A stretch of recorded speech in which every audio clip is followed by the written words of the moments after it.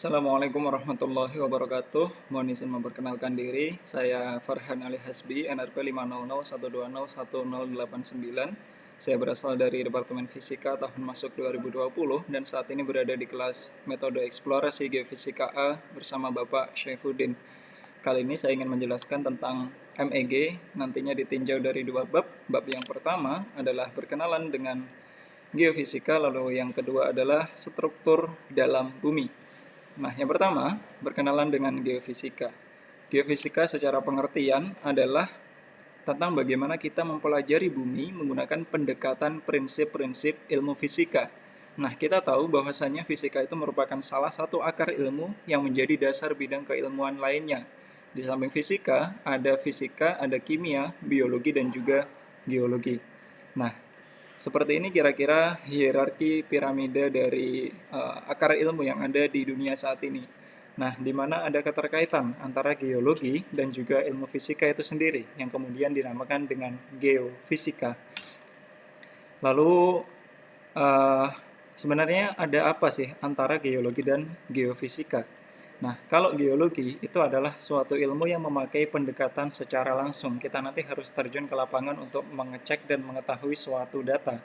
Nah, sedangkan kalau geofisika itu mempelajari hal-hal tentang bumi dan lain sebagainya, namun secara pendekatan ilmu fisis alias ilmu fisika, yang mana itu nanti tidak dipelajari atau tidak melakukan pengambilan data secara langsung.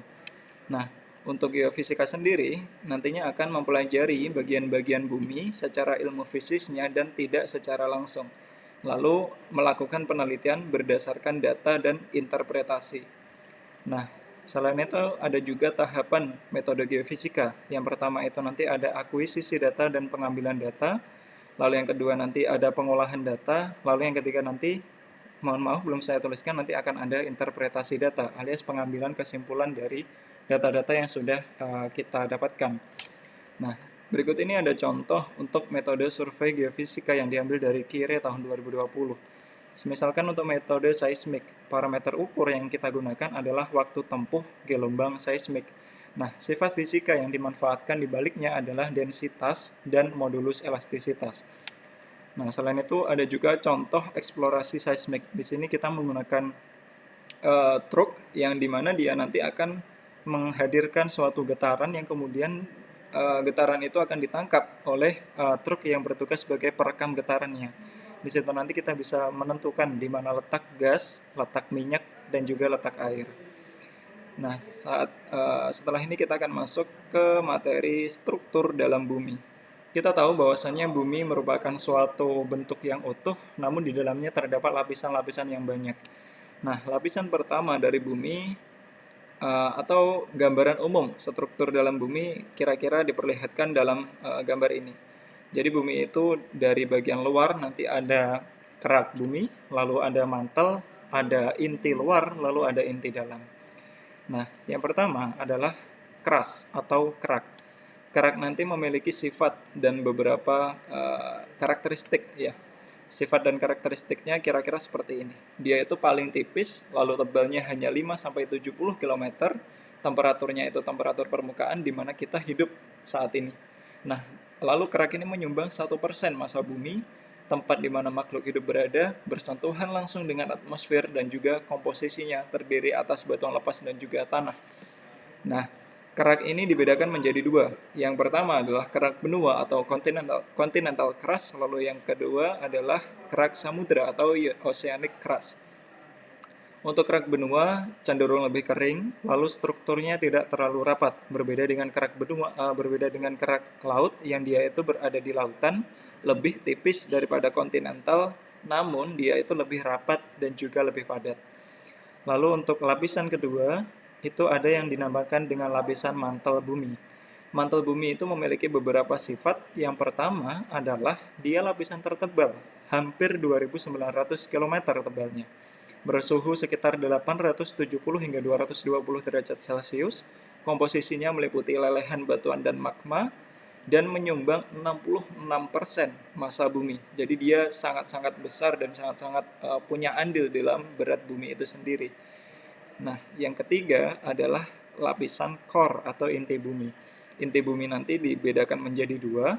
ada outer atau lapisan inti luar dan juga inner atau lapisan inti dalam. Yang inti luar dia nanti terdiri atas besi cair yang meleleh, lalu kalau lapisan inti dalam itu terdiri dari padatan besi dan nikel. Kenapa kok padat? Karena kita tahu semakin ke dalam semakin tinggi tekanannya, sehingga akan memadatkan apapun yang ada di situ. Setelah itu, di dalam core atau inti bumi juga memiliki beberapa sifat. Yang pertama adalah suhunya sangat panas, 2000 derajat Celcius hingga 4400 derajat Celcius. Setelah itu tekanannya sangat tinggi, letaknya kira-kira 4000 mil di bawah permukaan tanah. Lalu menyumbang berat bumi sebesar 1/3, yaitu sekitar 33%. Ukurannya hampir sama dengan planet Mars. Nah, lalu untuk komposisi dari inti bumi itu sendiri, itu terdiri atas iron atau besi dan juga nikel. Kebanyakan berupa bahan-bahan metal yang ada di inti bumi tersebut. Nah, kita juga akan berkenalan tentang sifat tekanan dalam lapisan bumi. Bahwasannya, semakin dalam posisi kita dari permukaan bumi, maka yang terjadi adalah kondisi yang semakin panas dan juga temperatur yang semakin meningkat, serta tekanan yang akan juga meningkat pula. Nah, setelah itu ada juga tentang litosfer, astenosfer, dan juga mesosfer. Litosfer merupakan gabungan antara kerak dan mantel bumi. Sifatnya itu padat, rigid, lalu dibagi menjadi beberapa bagian yang kemudian kita sebut sebagai lempeng tektonik yang sering bertabrakan lalu memunculkan gempa bumi. Lalu di bagian bawah dari litosfer itu ada yang dinamakan astenosfer atau bagian tengah mantel bumi. Komposisinya terdiri atas aliran magma panas yang membuat pergerakan tektonik. Sehingga misalkan di bawah itu ada air yang hal ini saya simulasikan sebagai magma, di atasnya itu ada lempengannya yang bergerak dinamis karena bawahnya adalah cairan. Lalu yang ketiga adalah mesosfer alias bagian bawah mantel atau bottom lower mantle. Sifatnya keras, terletak di antara astenosfer dan juga inti bumi. Nah, demikian.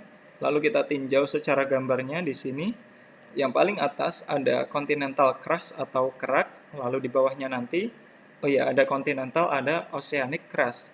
Di bawahnya nanti ada lithospheric, ada astenospheric, ada lower mantle, ada outer core, lalu yang di paling dalam adalah inner core itu sendiri. Demikian pemaparan dari saya. Mohon maaf bila mana ada salah kata ataupun perbuatan yang saya lakukan. Terima kasih. Wassalamualaikum warahmatullahi wabarakatuh.